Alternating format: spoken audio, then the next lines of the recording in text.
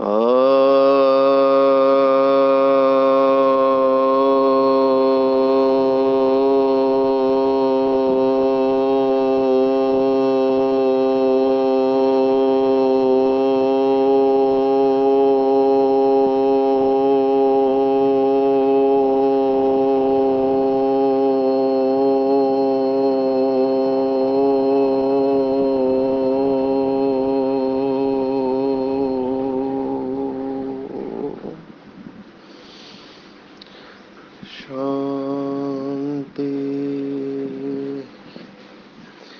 आज 17 अप्रैल 2022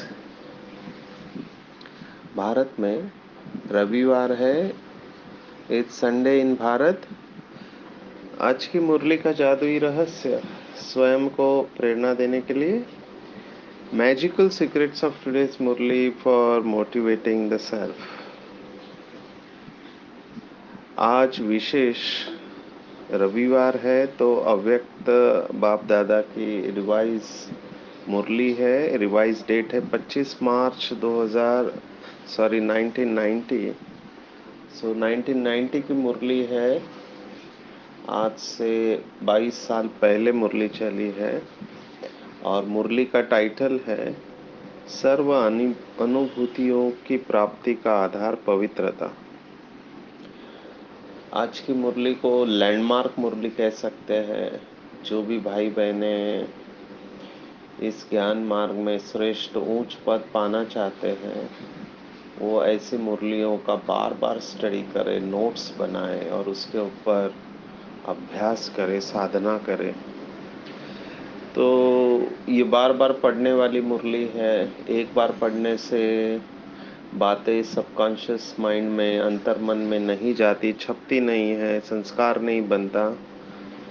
जो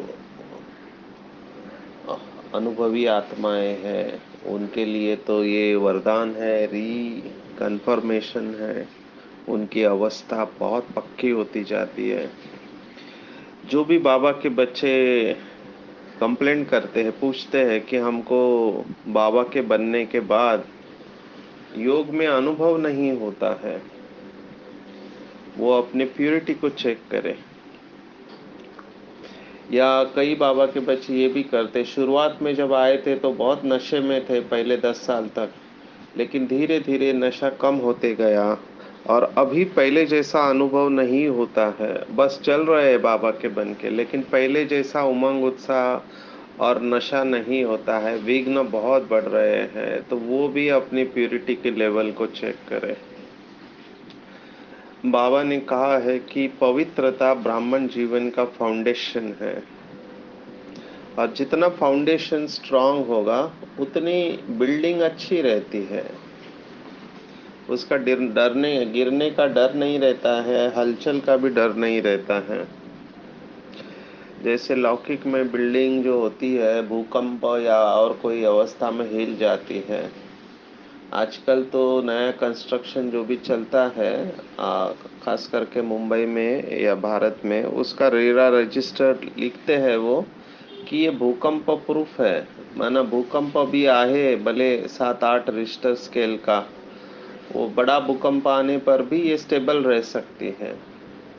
तो ऐसी बिल्डिंग बनाते हैं कि तो उसका फाउंडेशन बहुत स्ट्रांग होता है। तो हम बाबा के बच्चों के जीवन का भी फाउंडेशन स्ट्रांग होगा जब वो भूकंप प्रूफ हो। माया के जो भूकंप आते हैं और उसका आधार है पवित्रता।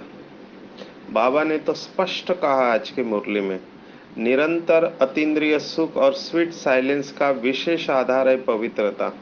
माना अगर बाबा का कोई बच्चा बाबा का बनने के बाद, मेरा बाबा कहने के बाद, सभी नियम धारणाओं के ऊपर चलने के बाद भी अतीन्द्रिय सुख का अनुभव नहीं करता या स्वीट साइलेंस का अनुभव नहीं करता, तो समझने का पवित्रता में कमी है।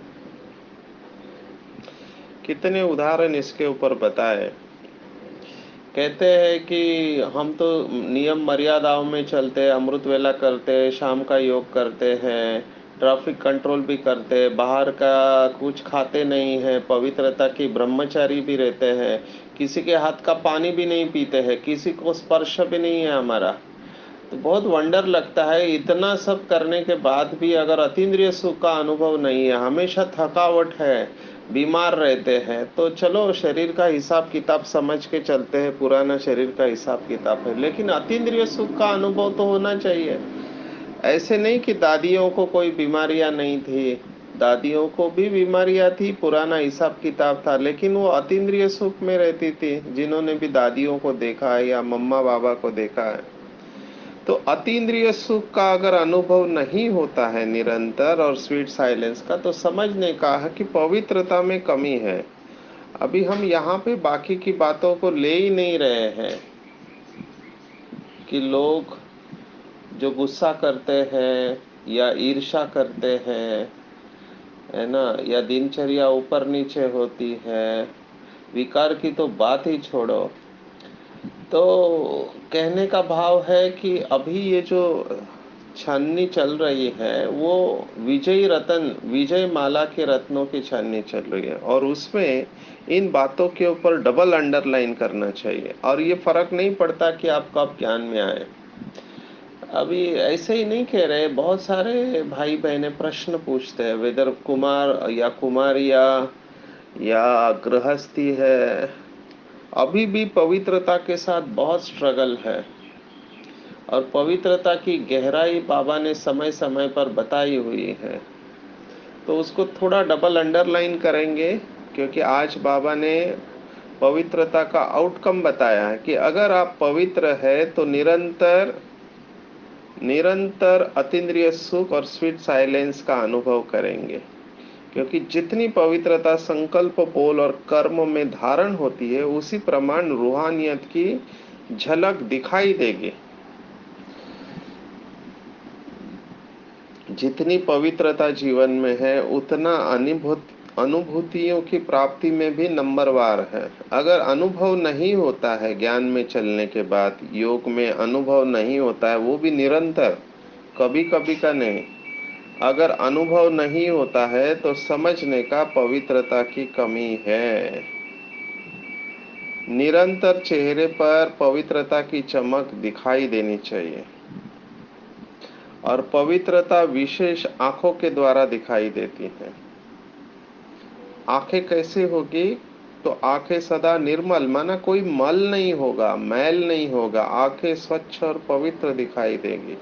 अगर किसी के भी पवित्रता को चेक करना है तो उसकी आंखें देखनी चाहिए, क्योंकि आंखों से पता चलता है कि व्यक्ति कितना पवित्र है या नहीं है। आप सबको पता हो कि पहले यज्ञ में दृष्टि देकर ही कुछ भी लेना देना होता था, और दृष्टि योग चलता था। अभी ये कितना चलता है नहीं पता। अभी तो भट्टी माना लोग भाषण ही सुनते हैं, किसी देहधारी का क्लास सुनते हैं और उसी को भट्टी समझते हैं। पर पहले हमको याद है कि हमको सामने सामने बिठाया जाता था और दृष्टि देना होता था, जिसको दृष्टि योग कहते थे। आजकल ये भी देखा है कि लोग दृष्टि ही नहीं लेना चाहते, इधर उधर देखते रहते हैं, डरते हैं, दृष्टि लेने से ही डरते हैं, जबकि पवित्रता की शक्ति दृष्टि से ली जाती है। हमको याद है कि बड़ी दादी या बाकी की दादियाँ का क्लास के बाद दृष्टि लेते थे। दृष्टि लेने के लिए हम आगे खड़े होते थे कि दादी की दृष्टि हमको मिले। तो कहने का भाव है पवित्रता की शक्ति आंखों के द्वारा, और आंखें ये एक इंद्रिया है जो आत्मा के एकदम नजदीक है। आत्मा का स्थान आंखों के पास है। तो सदा नयनों में रूहानी आत्मा और रूहानी बाप की झलक अनुभव होगी। बाबा ने तो एक मुरली में यहाँ तक कहा है कि त्रिमूर्ति लाइट का साक्षात्कार होगा, 3 लाइट दिखाई देंगे। माना ये 2 आंखें और आत्मा की लाइट, एक आंख में शांति धाम, एक आंख में सुख धाम और आत्मा की लाइट, तो ये 3 लाइट का साक्षात्कार होगा पवित्र आत्माओं से। आज भी जो पवित्र बाबा के बच्चे हैं जो ड्रिल करने वाली स्टेज पर है, उनके मस्तक द्वारा आत्मा का साक्षात्कार होता है। कई आत्माओं को ये वरदान होता है, कई आत्माएं अशरीरी अवस्था में यह अनुभव करते हैं। हमको भी पता नहीं था कि ऐसे कुछ होता है करके, वो तो बाबा ने करा दिया, तब पता चला कि ऐसी स्टेज पे रहते हैं करके।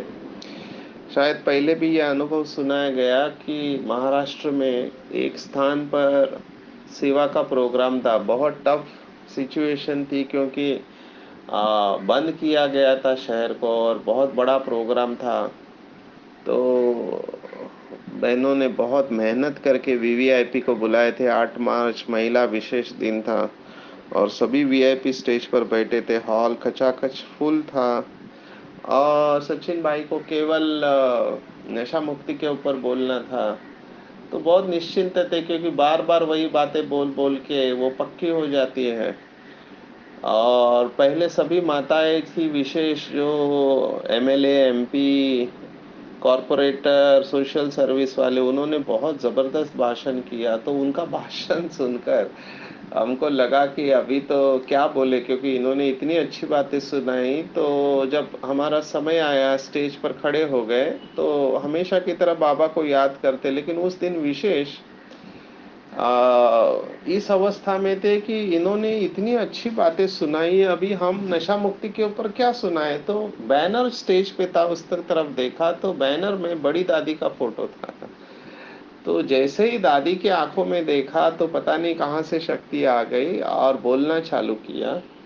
और उस वक्त हम तो वैसे बोलने वाले थे नशा मुक्ति के ऊपर, लेकिन पता नहीं क्या हो गया, स्त्री शक्ति के ऊपर पूरा स्पीच निकल गया इसलिए कह रहा हूँ क्योंकि इसकी कोई प्लानिंग नहीं थी।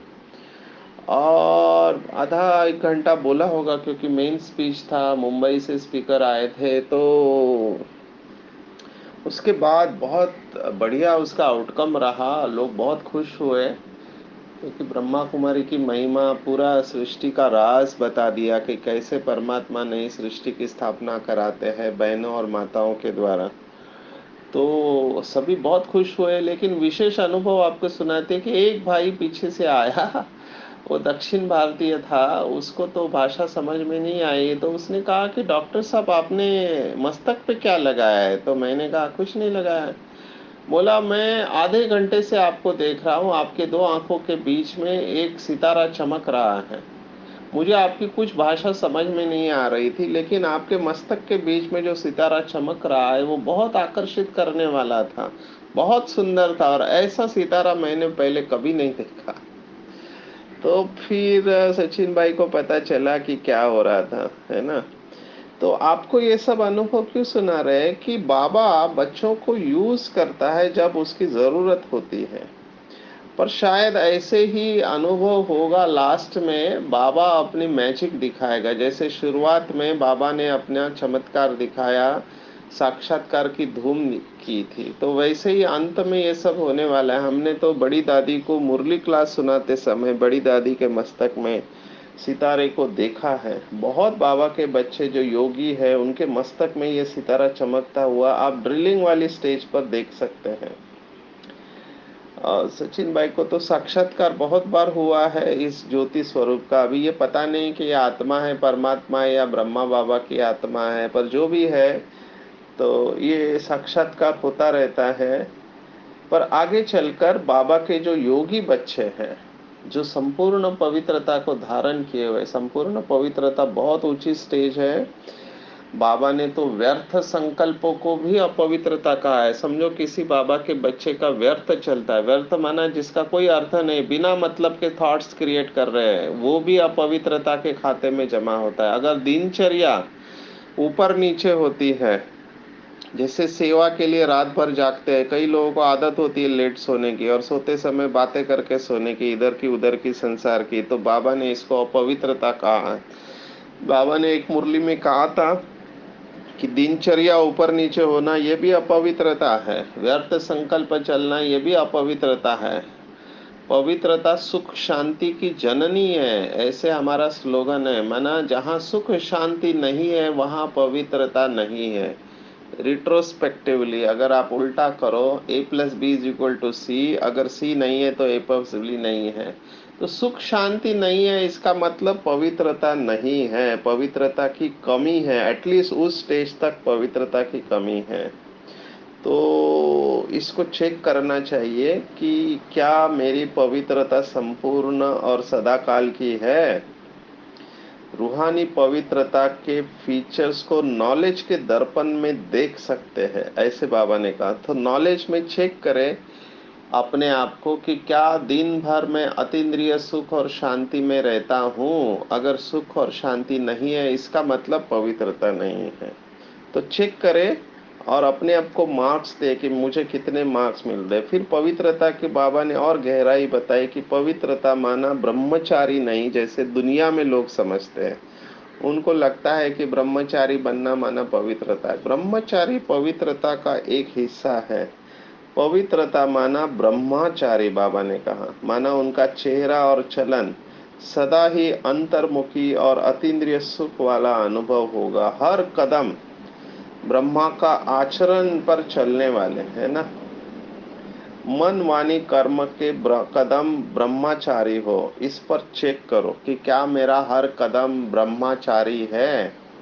आचरण देखो, दुनिया में भी लौकिक में लोग यही कहते हैं कि क्या बोलते हैं, इम्प्लीमेंटेशन पैरालिसिस।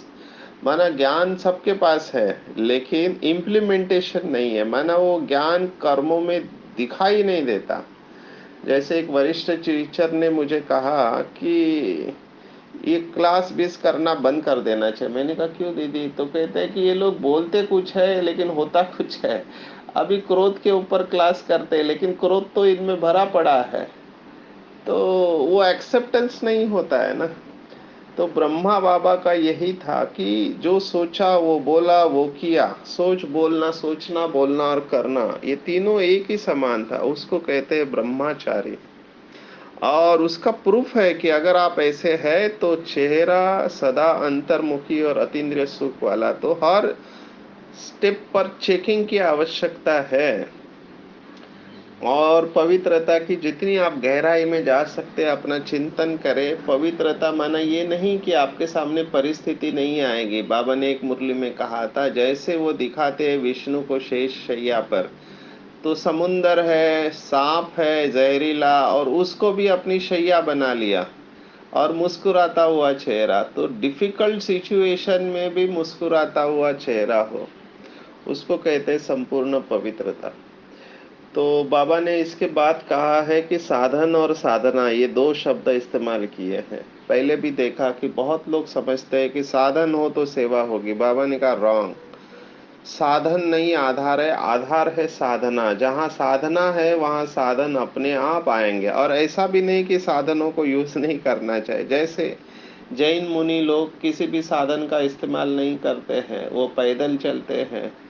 तो वो समझते हैं कि साधनों को इस्तेमाल करेंगे तो उसमें फंस जाएंगे, है ना, हमारी साधना कम पड़ जाएगी, या और भी उनकी कोई मान्यता हो। लेकिन बाबा ने इसका रहस्य बताया है कि लोग समझते हैं वैराग्य माना सब कुछ छोड़ना, कुछ इस्तेमाल नहीं करना। ऐसा नहीं है। जैसे हम वलसाड़ में थे तो वहां पर त्रिपुटी बंदी महाराज करके 3 जैन मुनि थे। तो वो पहली बार फ्लाइट से विदेश गए, कि हालांकि उनको पैदल चलना होता है। तो फ्लाइट से क्यों गए? तो उन्होंने कहा अगर हम फ्लाइट में नहीं बैठेंगे तो इस धर्म का प्रचार और प्रसार कैसे होगा, कैसे हमारी बातें विदेश तक जाएगी। तो उन्होंने रिवोल्यूशन लाया। ऐसे ही हर एक स्टेज में, हर एक धर्म में चेंजेस आते गए। जैसे जैन का फाउंडेशन जो है महावीर, वो तो दिगंबर रहते थे, कोई वस्त्र नहीं पहनते थे।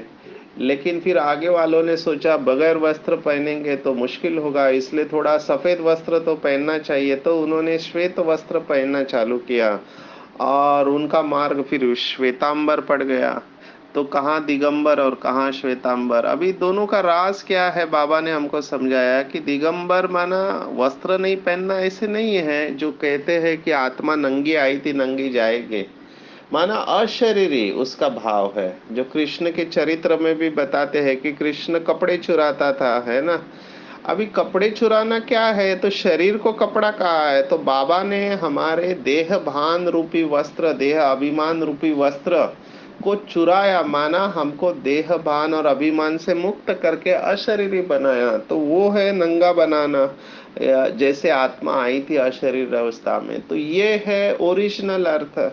तो इस ओरिजिनल अर्थ को भूलकर स्थूल कर्म कांड में लग गए। तो यहाँ पर भी ऐसा है लोग सफेद ड्रेस बाबा ने इसलिए दिया कि कोई चॉइस न पड़े। अभी इसमें भी सफेद में सिल्क वाला सफेद, कॉस्टली सफेद है ना, और उसमें भी बॉर्डर हो अच्छी, ये सब क्या है? ये है कामनाएं, इच्छा है, माया। चलो आप ये सब क्यों पहनते हैं? ताकि लोगों का ध्यान जाए। अभी लोगों का ध्यान गया तो प्रॉब्लम क्या है? दृष्टि वृत्ति किसकी जाएगी आपके तरफ? आपका ड्रेस अगर विशेष है, जैसे लौकिक में शादियों में मुरादियों में वो अच्छे अच्छे कपड़े पहन के जाते हैं, मेकअप करते, क्यों करते हैं? कि लोग देखें।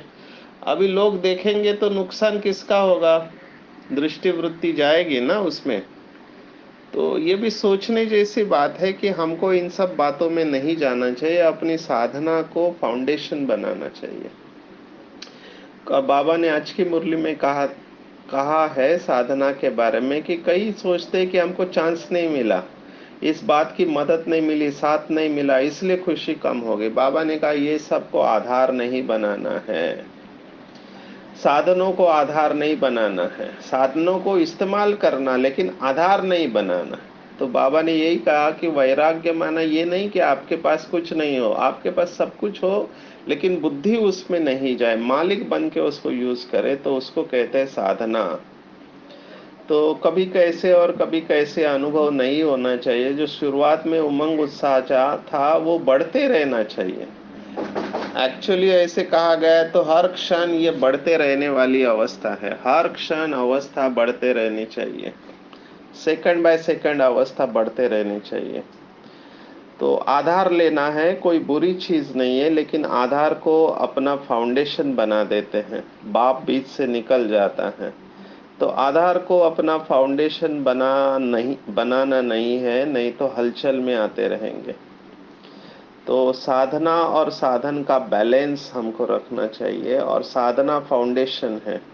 कोई भी कार्य में, सेवा में बाप का ब्लेसिंग अनुभव होना चाहिए, और ये डेफिनेटली होता है। ऐसे अनुभव से आपको कहते हैं कि जितना हमारा प्यूरिटी का फाउंडेशन अच्छा है उतना ब्लेसिंग हमको होते रहते हैं, और जितना ब्लेसिंग रहेंगे उतना हम ब्लिसफुल अवस्था में रहते हैं, और सफलता भी मिलते रहती है। और सच्चे योगी आत्माएं किसी भी जिद और सिद्ध में नहीं चाहते हैं, वो अतीन्द्रिय सुख में रहते, अंतर्मुखी और सदा सुखी रहते। ये अनुभव से आपको कह रहे हैं कि दिल मन बुद्धि एक बाप की तरफ हमेशा बैठ जाए। बाबा ने आज बताया है कि दिल मन और बुद्धि एक बाप में सदा लगी रहे, दिल मन और बुद्धि। जैसे योग में बैठते हैं कई भाई बहने, तो योग में भी कुछ लोगों के सेवा के संकल्प चलते हैं, इधर उधर के संकल्प चलते हैं। तो बाबा ने कहा मन बुद्धि दिल और शरीर चारों ही साथ साथ बाप के साथ समान स्थिति में रहे, यह है यथार्थ साधना। तो साधना की भी बाबा ने डेफिनेशन दी है कि साधना किसे कहते हैं? मन बुद्धि दिल और शरीर चारों ही साथ साथ बाप के साथ समान स्थिति में रहे, यह है यथार्थ साधना। तो चेक करो, क्या मैं यथार्थ साधना में रहता हूँ या आराधना में रहता हूँ? तो जैसे वो ईर्ष्या वाले लोगों ने कहा कि जैसे ही हम बैठते हैं तो जिसके साथ ईर्ष्या होती है उनके ऊपर गुस्सा आता है और उनको ही क्लास कराना चालू कर देते हैं। या किसका मोह होता है, किसी से अटैचमेंट होती है तो उसको उसकी याद आने लगती है। या लौकिक गृहस्थी वाले हैं उनको गृहस्थ की याद आती है, चीजों की याद आते हैं। तो उस समय मन बुद्धि दिल और शरीर साथ साथ बाप के साथ समान स्थिति में नहीं है, तो साधना नहीं है, उस समय आराधना चलती है, या याद के बजाय फरियाद चलती है। इसीलिए अनुभव नहीं होता और उड़ती कला नहीं होती है। तो चेक करना चाहिए कि चारों चीजें मेरी बाप समान दिल स्थिति में है, मन बुद्धि दिल और शरीर। तो पहले तो शरीर को बिठाना चाहिए। आजकल हमने ये भी देखा है कि एक स्थान पर बैठना बहुत लोगों के लिए मुश्किल हो जाता है। शरीर पहला स्थिर होगा, फिर मन बुद्धि और दिल से बाबा को याद करना है, तो ये सब बातें आ जाएगी। तो अपनी पवित्रता को चेक करना। और बाबा ने कहा विशेष इस वर्ष, माना जिस वर्ष ये चल रहा था 90, उसके बाद आप सबको पता हो कि तपस्या वर्ष की साधना चालू हुई, तो सेवा शुरुआत हुई। तो उसमें भी बाबा ने कहा 4 प्रकार की सेवा, स्व की सेवा, विश्व की सेवा, मनसा सेवा और यज्ञ सेवा। स्व की सेवा, विश्व की सेवा, मनसा सेवा और यज्ञ की सेवा, ये चारों सेवा, और इसका आधार है स्व की सेवा। जितना हमारी स्व की सेवा अच्छी रहेगी उतना बाकी की सेवा भी अच्छी होगी। स्व की सेवा माना स्वयं को शक्तिशाली बनाना। तो स्वयं को जितना शक्तिशाली बनाएंगे उतना बाकी की सेवा अपने आप हो जाएंगे। और आज बाबा ने विशेष अंडरलाइन करा है यज्ञ सेवा के बारे में। यज्ञ की सेवा भी बहुत जरूरी है। जैसे ब्रह्मा बाबा रात को भी पौधों को पानी देता था, है ना। मम्मा यज्ञ में सेवा करती थी, है ना। दादियों को भी हमने देखा है सेवा करते हुए। तो यज्ञ की सेवा भी किसी भी प्रकार से आप करते हो, तन मन धन समय श्वास संकल्प, तो उसका भी जमा होता है। विशेष बाबा ने आज कर्मणा सेवा के बारे में कहा है। कर्मणा सेवा, आपको एक अनुभव सुना दे, जयंती बहन ने सुनाया था। क्योंकि सेवा के लिए बहुत ट्रैवलिंग होता था, तो उनका तो दिल था तपस्या करे। तो दादी को एक बार कहा कि क्या सेवा सेवा सेवा, हम तपस्या नहीं कर पाए। तो दादी ने कहा अगर सेवा नहीं होते तो आपको माया कब की खा चुकी होती। तो तपस्या करना भी बहुत जरूरी है, और यज्ञ में विशेष कर्मणा सेवा करना भी बहुत जरूरी है। नहीं तो आराम पसंद का नेचर बन जाता है। इसलिए फिजिकल हार्डवर्क की सेवा भी जितना हो सके करना चाहिए, नहीं तो फिर आराम करने की आदत लग जाती है और फिर उसमें से हार्ड सेवा करना बहुत मुश्किल लगता है। तो बाबा ने कहा कि आप भले समर्पित है तो भी आप अगर यज्ञ की इकोनॉमी से चलते हैं, जैसे अभी कई लोग यज्ञ में लाइट फैन चालू रखते हैं, पानी अगर उसको भी आपने बंद किया और यज्ञ का बचत किया तो वो भी आपका जमा हो गया। और जैसे मम्मा ने, भले उनके पास धन नहीं था लेकिन दूसरों का धन सफल कराया, ज्ञान धन में श्रेष्ठ नंबर 1 चली गई, तो वो आत्मा भी नंबर ले लेती है। ठीक है। तो ऐसे हम भी यज्ञ में अपना जमा का खाता बढ़ा सकते हैं। तो इससे हमारा सेवा का परसेंटेज हम बढ़ा सकते हैं। मनसा कर्मणा और वाचा, ये 3 प्रकार की सेवा हम सब करते हैं। तो बाबा ने कहा मनसा सेवा के साथ वाचा सेवा भी हमको आ, चालू रहनी चाहिए। जैसे वाचा सेवा माना भाषण करना, तो भाषण तो बहुत लोग करते हैं, लेकिन वाचा सेवा के साथ मनसा भी बहुत पावरफुल होनी चाहिए। और जितनी हमारी मनसा पावरफुल होंगी उतना आपको रिजल्ट बहुत अच्छा आएगा। एक अभ्यास सचिन भाई करते हैं, वो आपके साथ शेयर करते हैं कि जब भी स्पीच देते हैं, अभी स्पीकर है तो स्पीच देते समय बीच बीच में बाबा को टच करते रहते। बाबा को टच किया मन और बुद्धि से और फिर स्पीच दिया, बाबा को टच किया और स्पीच दिया। तो उससे अनुभव ये किया है कि सामने वाले भाई बहनों को एक विशेष करंट मिलता है, एक शक्ति मिलती है। बात तो वही रहती है, ऐसे नहीं कि नई बात सुनाते हैं, लेकिन बाबा की याद में जब सुनाते हैं तो मनसा शक्तिशाली होती है। तो और मनसा जितनी शक्तिशाली होंगी उतना सामने वालों को तीर लगेगा। बाबा ने तो आज की मुरली में बच्चों की महिमा किया है कि बड़ी दादियों से अच्छे भाषण छोटे छोटे करते, क्योंकि न्यू ब्लड है। तो मैंने भी ये देखा कि भले कंटेंट अच्छा होता है, वैसे भी आजकल स्पीच को हम एनालाइज करते हैं। और जैसे लौकिक में स्पोर्ट्स में स्पोर्ट्समैन अपने कॉम्पिटिटर्स को एनालाइज करते हैं, उनका विश्लेषण करते हैं, तो यहाँ पर भी कोई स्पीच देता है तो उसका कंटेंट देखते हैं, स्टाइल देखते हैं। अभी आजकल के क्या न्यू ब्लड होने के कारण स्टाइल ऐसी डेवलप कर लेते हैं, सामने वाले को प्रभावित कर देते हैं। हर एक का अपना अपना स्टाइल है। तो स्टाइल और कंटेंट भले अच्छा है लेकिन प्यूरिटी नहीं है तो उसका कोई मतलब नहीं। अभी एक आत्मा है, वो धर्मराज की तरह सभी क्लासेस सुनाते हैं, उनका प्रिंसिपल है डर को इस्तेमाल करना। अभी डर को इस्तेमाल करके बाबा की धर्मराज की बातें सुना के लोगों को कंट्रोल करने की कोशिश करते हैं, लोगों के अंदर गिल्ट उत्पन्न करता है। अभी ये एनालिसिस से पता चलता है कि ये बातें लोग सुनेंगे तो उनके अंदर गिल्ट या आत्मग्लानि की बातें उत्पन्न हो जाएंगी, और फिर वही बातें डर को इस्तेमाल करके लोगों को कंट्रोल करना। तो ये मुझे ऐसे लगता है कि बाबा का सभी बातों का रूप सामने रखना चाहिए कि बाबा सर्वांगीण बोलता है, संपूर्ण बातें कहता है। कई बच्चे प्यार से सुधर जाते, कई लोगों को डांट चाहिए रहती है, लेकिन कंटिन्यूअस धर्मराज का रूप रखेंगे तो फिर डिमोटिवेट हो जाते हैं। जैसे मुझे कुछ लोगों ने कहा तो आपको यथार्थ बातें उठानी आनी चाहिए मुरली में से, और अपना जमा का खाता पक्का रखना है। फिर बाबा ने मधुबन निवासियों के साथ मुलाकात और भारतवासियों के साथ मुलाकात की है कि खुशी का खजाने से संपन्न रहे, और वरदान विशेष फुट स्टेप के ऊपर है। आज पवित्रता की मुरली है, तो फॉलो फादर करने को बाबा ने कहा कि सपूत बन सबूत देना है, हर कर्म में सबूत देना है। तो जहाँ बाप की श्रीमत व वरदान का हाथ है, वहाँ सफलता है ही है। और बाबा के हर फुट स्टेप को फॉलो करना है। और बाबा ने कहा है कि जो फॉलो फादर करने वाले बच्चे हैं वही समान है, क्योंकि बाप के कदम वो आपके कदम। तो अपने आप को मूल्यवान बनाने के लिए हीरे तुल्य ऊंची स्थिति में स्थित होकर ब्रह्मा बाप के साथ मिलकर पूरे विश्व को प्रकाश देंगे हम। आज विशेष थर्ड संडे है, तो शाम को भी इसका विशेष अनुभव करेंगे। हमेशा राजू भाई ये लिखते हैं कि इष्ट देव रहम दिल दाता स्वरूप में स्थित हो, भक्तों की मनोकामनाएं पूर्ण करना है। तो अपने आप को बिल्कुल हल्का छोड़ देंगे, सिर से लेके पाँव के अंगूठे तक अपना संपूर्ण शरीर बिल्कुल रिलैक्स रिलैक्स, लेट गो। महसूस करेंगे मैं इस शरीर में दो आंखों के बीच में एक दिव्य शक्तिशाली फरिश्ता हूँ।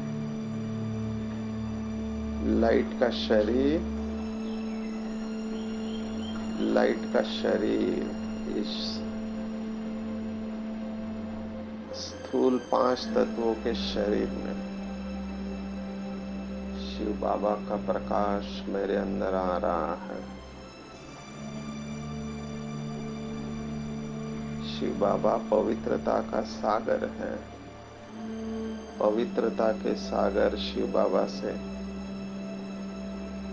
पवित्रता की लाइट और माइट मेरे अंदर प्रवेश कर रही है।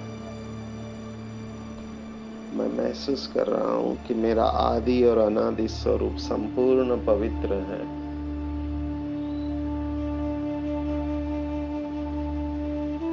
मैं आदि और अनादि रूप में संपूर्ण पवित्र आत्मा हूं।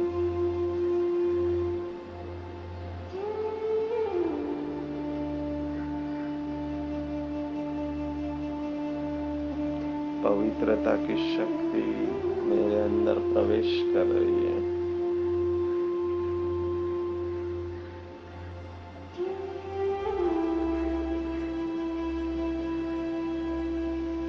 पवित्रता ही सुख शांति की जननी है।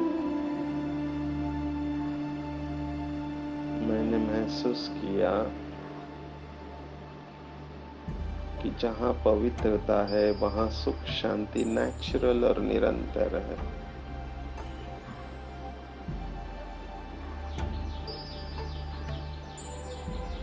पवित्रता का मैं आनंद ले रही हूँ। मैं संपूर्ण पवित्र आत्मा हूँ। मुझे बहुत हल्का लग रहा है, बहुत अच्छा लग रहा है। मेरे रोम रोम से पवित्रता का प्रकाश प्रवाहित हो रहा है।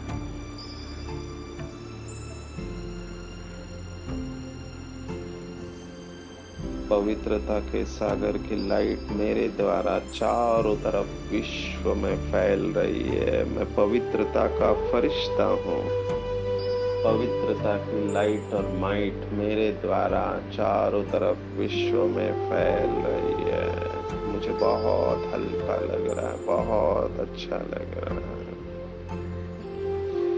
ओम शांति शांति शांति। सर्वशक्तिवान बाप हमेशा मेरे साथ है। उसका वरदानी हाथ मेरे सिर के ऊपर है। बाबा मुझे दृष्टि दे रहा है। बाबा की आंखों से पवित्रता की लाइट मेरे अंदर प्रवेश कर रही है। बाबा का वरदानी हाथ मेरे सिर के ऊपर है और मेरे रोम रोम में पवित्रता के प्रकंपन प्रवाहित हो रहे हैं। बाबा मुझे कह रहा है कि बच्चे तुम मेरे हो, पवित्रता के सागर की तुम संतान हो। पवित्रता तुम्हारा जन्म सिद्ध अधिकार है। संपूर्ण पवित्रता तुम्हारा ईश्वरीय जन्म सिद्ध अधिकार है। जाओ विश्व में पवित्रता के प्रकंपन फैलाओ। मेरी सर्व शक्तियां तुम्हारे साथ है। तुम्हारी विजय निश्चित है, निश्चित है, निश्चित है। बाबा मुझे दृष्टि दे रहा है और मैं बहुत खुश हो रही हूँ। और बाबा को कह रहे हैं, हाँ बाबा, आप जो कह रहे हैं त्रिकाल सत्य है। मैंने महसूस किया कि मैं आदि अनादि संपूर्ण पवित्र आत्मा हूँ, पवित्रता का आनंद ले रही हूँ। मुझे बहुत खुशी हो रही है और आप जो कहोगे वैसे ही होगा। मेरा बाबा, मीठा बाबा, प्यारा बाबा, दुलारा बाबा, पवित्र बाबा, सच्चा बाबा और अच्छा बाबा, दयालु बाबा, कृपालु बाबा, वाह बाबा, शुक्रिया बाबा, शुक्रिया। अच्छा, ओम शांति।